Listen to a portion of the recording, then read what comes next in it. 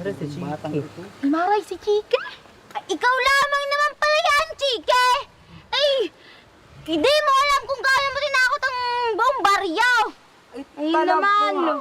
Nagpakapagod pa kami magtago sa bahay ni Maring Nena, tapos ikaw lang pala yung Chiki.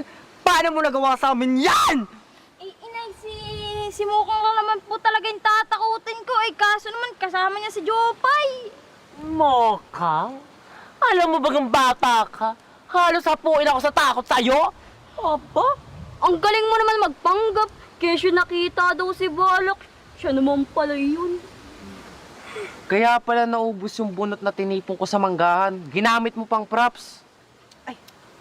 Naku, Kapitan, ako na nagsasabi sa inyo, dalhin nyo yan sa barangay. Inay, pasensya na po. Hindi ko na po talaga uulitin. Ay, naku, Chiki, hindi. Mabulok ka doon sa barangay hall. Alam mo, Chiki, hindi magandang biro ang ginawa mo. Natakot mo ang buong barangay, pati ako.